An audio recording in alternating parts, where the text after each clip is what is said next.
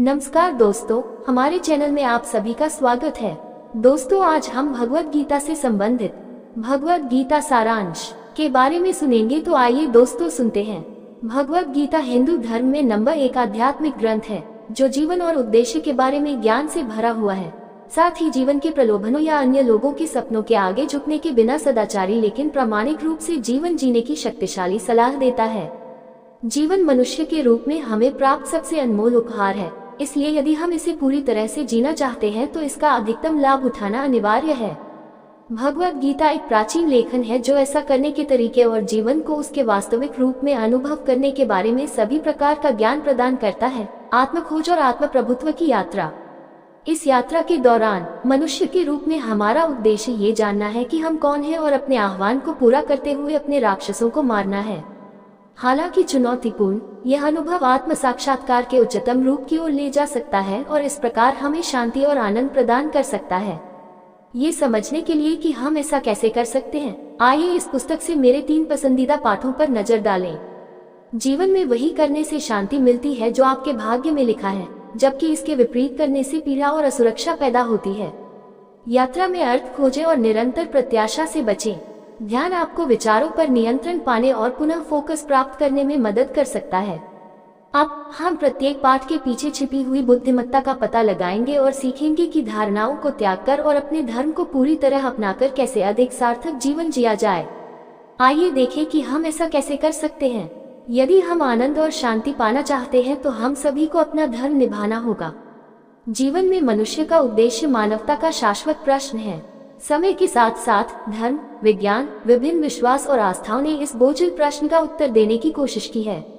हालांकि ऐसा लगता है कि इस खोज के दौरान ये सभी ताकतें एक सामान्य बिंदु पर मिलती हैं। मनुष्य एक सचेत प्राणी है जो अच्छे और बुरे के बारे में निर्णय लेता है, और हम सभी अनिवार्य रूप से खुशी के लिए प्रयास कर रहे हैं। हम ऐसा करने का तरीका यह है कि हम जो हमें खुशी देता है उसका पीछा करें और अपने दर्द बिंदुओं से दूर भागें।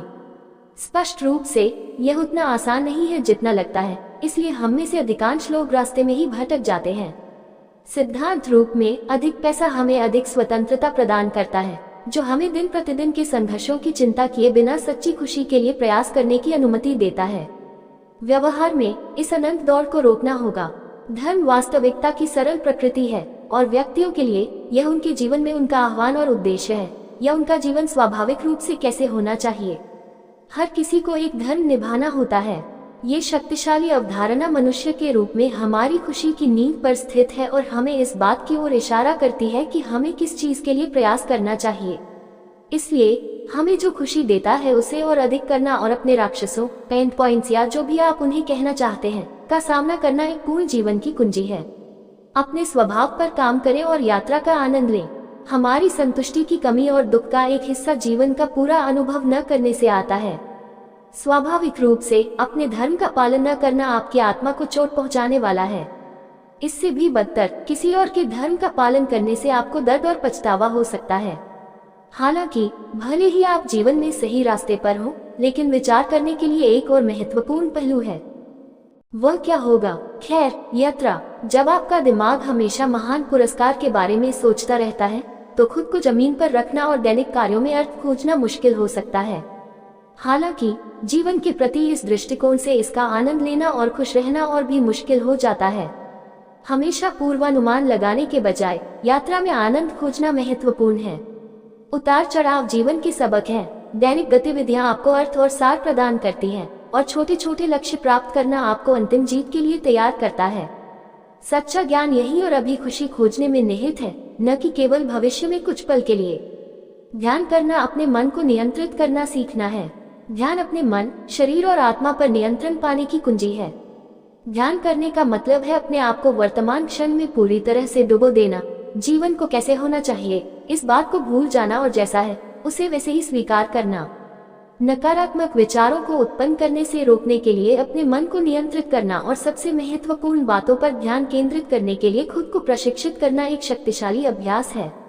इसके अलावा सभी धर्मों और मान्यताओं के सामान्य बिंदुओं का अध्ययन करके आप देखेंगे कि वे सभी खुद को निपुण बनाने और अपने चरित्र को विकसित करने की सलाह कैसे देते हैं। जो व्यक्ति खुद पर नियंत्रण कर सकता है और अपने विचारों को नियंत्रित कर सकता है, वह किसी भी चीज पर विजय प्राप्त कर सकता है। जब तक आप अपनी खुशी को अपने मन में रखते हैं, तब तक आप सीख सकते हैं कि इसे कैसे विस्तारित किया जाए, इसका उपयोग कैसे किया जाए, महसूस किया जाए, और जब तक आप चाहें तब तक इसे कैसे अपनाया जाए। ध्यान लगाने से आपको अपने प्रयासों को अधिक आसानी से लक्षित करने और अपनी आत्मा को उसके धर्म पर केंद्रित रखने में भी मदद मिल सकती है। भगवद गीता हमें अपने मन पर नियंत्रण करना, अपने धर्म का पालन सच्चाई और निडरता से करना और जीवन को उसके वास्तविक रूप में अपनाना सिखाती है। मेरा मानना है कि इस पुस्तक को बार बार पढ़ने के बाद ही हम इसमें निहित असीम ज्ञान को पूरी तरह से समझ सकते हैं। मूल रूप से यह एक सार्थक जीवन और बहुत कुछ के लिए एक मार्गदर्शक है।